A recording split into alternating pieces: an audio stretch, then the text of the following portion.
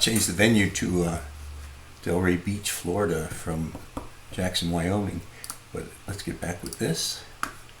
So we went through the exercise of naming or dating the files, and then also setting the location of the file. Two simple examples. You can use this like breadcrumb thing to navigate around. You can use the open folder to use the file open dialog to do it.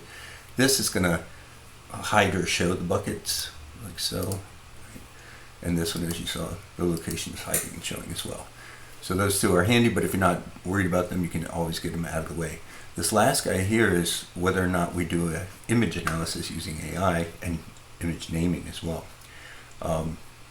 This guy is just going to go to a parent folder, but again, you can just click these guys, it's easy. So I'm going to see if I can do this. So first of all, it says you're going to have to need an API key. So get one at Anthropic, and then use settings to get it, and then save it. Okay. So I'll go ahead and open settings, which we saw before with the settings here, right? And I happen to have it in my buffer right now, so I'm just going to paste it. It's a giant string that they give you when you get your API key. I won't show it, and say done. Okay. And so at the moment, we only support an Anthropic key. There's really no reason why you couldn't use others, but Claude pretty much wrote this code that we're working with here. So in effect, I could see why Claude was partial to himself to be the only one supported, but it doesn't take much to ask, like, hey, can we make a factory pattern style of deciding which one we want on the fly, so that if somebody else has a different key, maybe already got something with OpenAI, for instance, they could pop that in. So what we have here when we want to do this, now when we say, what's the image analysis? It's like, okay, it knows it's got batch sizes of different kinds. You really don't want to get too big. As a matter of fact, I've done 10 myself. And that way, if you're doing hundreds of files, it will process only a few at a time. Remember as much as it can about them by recording that in basically a journal or log of what it's found, what it's seen, what it's named, and then continue to the next 10, next 10, next 10, or however, what big your batch is. But a smaller batch is probably smarter. Okay, so here I'm just going to say these are photos from 2000 of the number 6 office in Roslyn, and a few of the N6ers. Usually you will see the file named with the name of the person or people in the photo. Okay, I'll leave it like that. That's good context, right? Yeah, just let it go. So here we see it's looking at bar lights, orange pendant lights. It's changed its name. It prefers to describe it that way. Hopefully it'll change the name of the file as well. Couple different examples. Oh, it was only the one. I see. Never mind. Let's cancel that. Oh, let's review the suggestion. So now it says, how about we call it the N6 bar orange pendant light? It's like, sure. So we'll do that, right? Notice it went back to 2000 and dropped the other parts, which I'm fine with. I don't need to see all that other stuff. But let's see. I'm gonna see if I can grab a bunch this time. So I've got them all, and now we'll do this thing. There we go, 17 notes selected. So once again, I should have started this. Should have been ready with that one. Shots. Number 6 office from 2000. Usually, if people are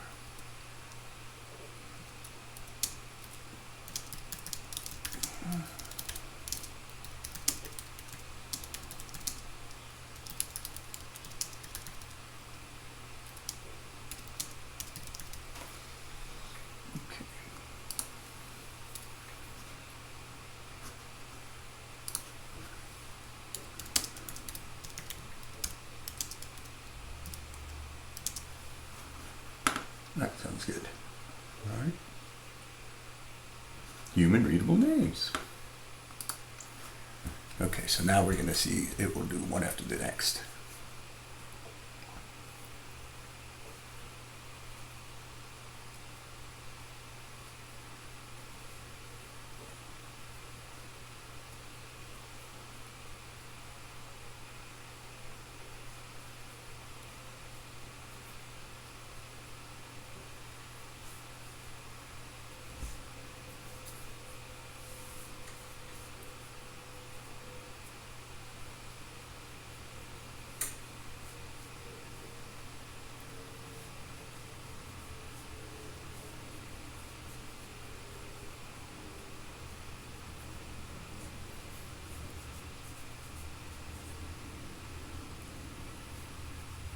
Robot space. Forgot about that one.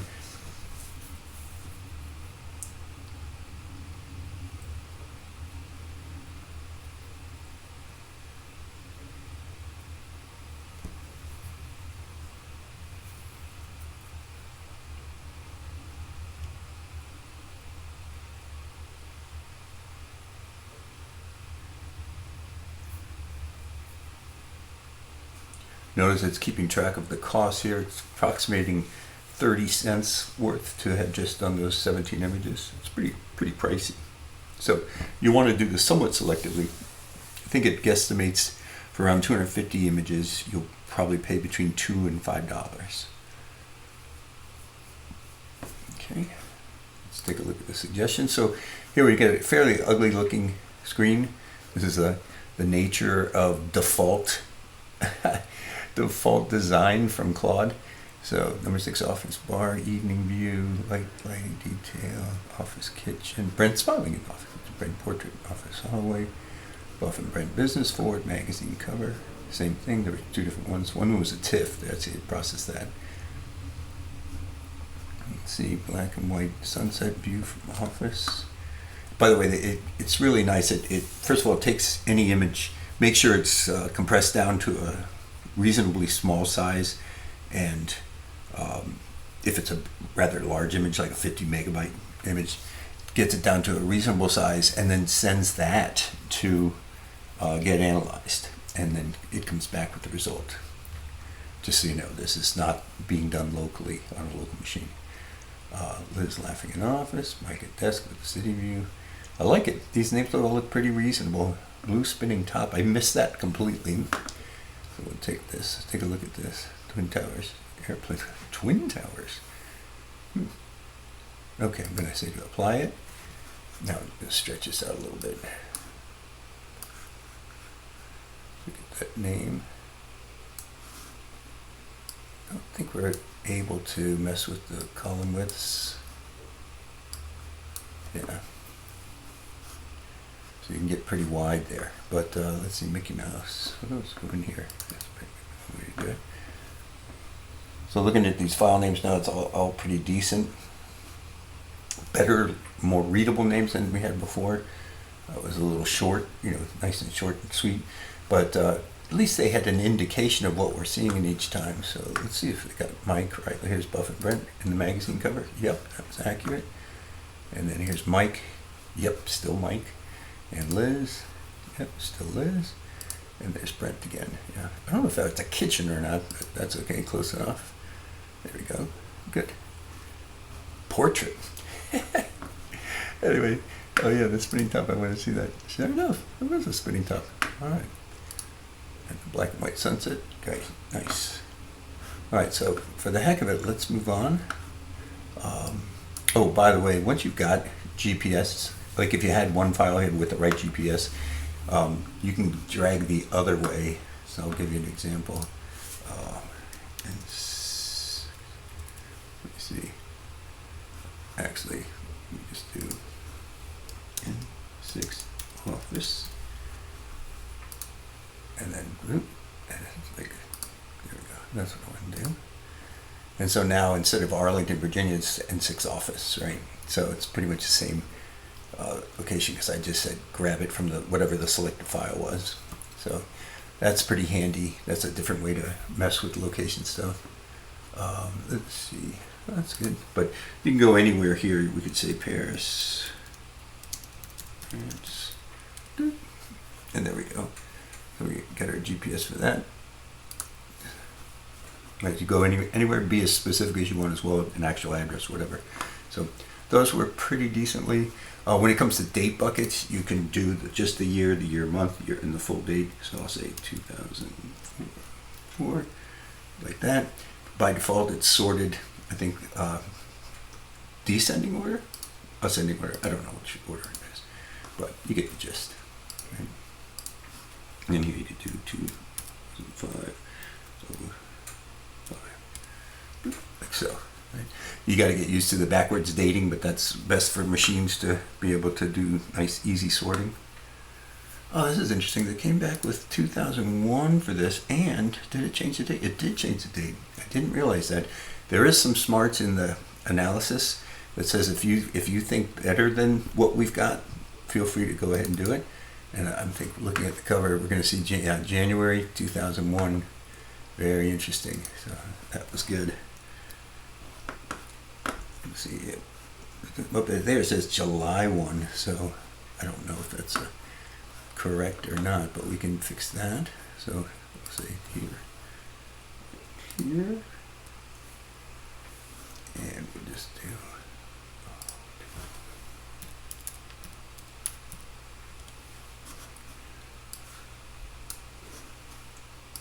apply that, and now we've got 2001 like so. Good.